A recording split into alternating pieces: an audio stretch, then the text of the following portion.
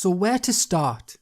Well, Devil May Cry 5 is the first Devil May Cry game that I've ever played, which does seem crazy to me since I've played most of the big name titles over the years, but this is one franchise that I just never got round to playing, so I really did not know much about it. Therefore I was coming into the game as a complete beginner, and so that is where I want to start. On the main menu screen, it gives you an option to select the history of DMC.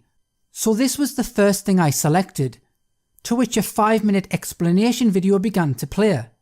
I felt that this was a really good option, as it gave a beginner like myself a little bit of an introduction into the background of the characters and the history of the Devil May Cry series, so when I actually began to play the game, I had a brief idea of at least who they were. So during the game at various points, you get to play as 3 truly unique and different characters. We have Nero, the one-armed pistol-wielding swordsman, with the replaceable mechanical robotic arm known as a Devil Breaker.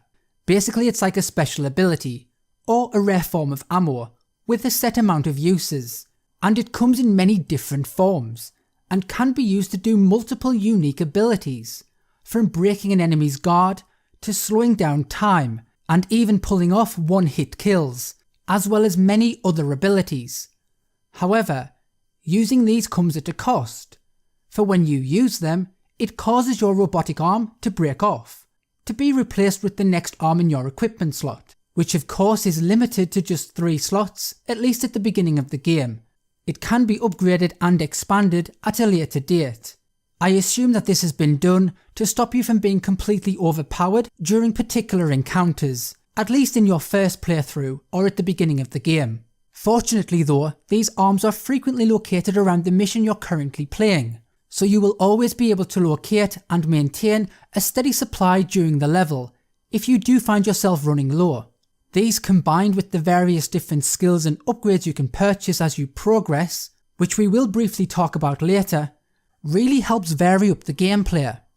I have to say that Nero, who is technically the main character, was my least favourite character to play, and yet I still loved playing him. Yes, my least favourite character was still super fun to play, so that should tell you a lot about how I feel about the characters and the overall combat quality of the game. Hint hint, it's really good. The next character we have is V, the mysterious tattooed summoner, who can control various demons who fight in his place. These come in the form of a panther-like demon known as Shadow, who acts as your melee attack, and a bird-like demon known as Griffin, who acts as your ranged attack. You also have your own special ability which allows you to summon a powerful and destructive beast known as Nightmare, who can only be summoned for a limited amount of time, and attacks enemies of its own free will. However, it does do a great deal of damage to anything that gets in its way. I found V a really interesting and truly unique character to play, as your role is mainly to try and avoid being hit by manoeuvring around and dodging abilities, whilst setting your demons loose upon your targets, whilst also managing their health. You do this so that they don't become stunned and immobilized, which then leaves you vulnerable to attacks until they recover.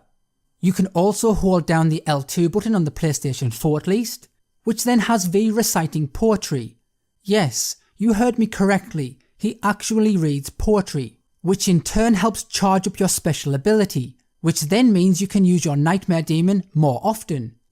However, this then leaves you moving around at a much slower and reduced pace, which of course then makes you much more vulnerable to attacks. So it's a risk and reward scenario. I can't recall ever playing a character quite like this in any other game, and because of that, this at first feels a little strange, as at times it felt like my attacks were not doing what I wanted them to do when I wanted them to do it. I think this was because I was so unfamiliar with this playstyle and it took a bit of getting used to. But once you do get used to it, and trust me, you do, then you really start to have a lot of fun with it. It also has a nice little twist to it, where only V can actually land the killing blow, which means you then have to move into melee range to finish off your opponents. I really like that. And I think overall that V is a fantastically unique character to play.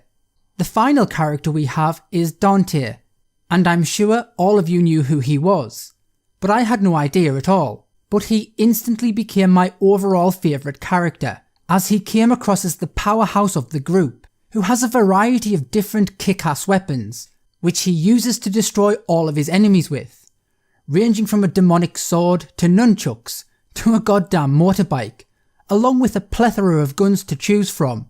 Dante can also transform into a powerful demon, which allows you to unleash a large amount of powerful damage to all of your foes. I found him such a fun character to play, since he has so many different combat styles. The overall general combat system in the game itself is fantastic, due to the sheer number of upgrades and skills you can acquire as you progress. This is done via the collection of red orbs, which drop from killing mobs. You can also find them just randomly scattered around the area, as well as destroying red orb nodes that are frequently available in every level. To access the skill tree, you can either do this before you start the level by accessing the customize option, or during the game itself you can use a phone box, which normally appears at the end of a level before a boss fight is due to take place, therefore allowing you to level up with the orbs you have already collected. Using the phone box summons a side character known as Nico, who will travel to your destination in her van, and allows you to upgrade your skills from there. All of this helps make your character more powerful and even more fun to play. Now there are a couple of minor negative things about the game, at least in my opinion, and I do mean minor, so please note that these will in no way, shape or form stop you from enjoying this game. The first was the constant use of cutscenes, and by this I mean, for example, you encounter a bunch of enemies, to which a mini cutscene is triggered, where the area seals itself off. You then kill those enemies, which then triggers another mini cutscene of the area unsealing itself. You then continue on your journey for a few short moments. For example, you run down a winding path, and then suddenly yet another cutscene occurs of something else.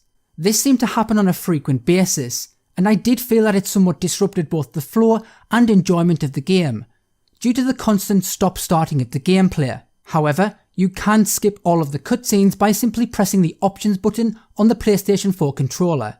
So as long as you're aware of that, it does help speed things up, especially with some of the minor cutscenes that are not important to the telling of the story. The other minor negative is the dreaded microtransaction.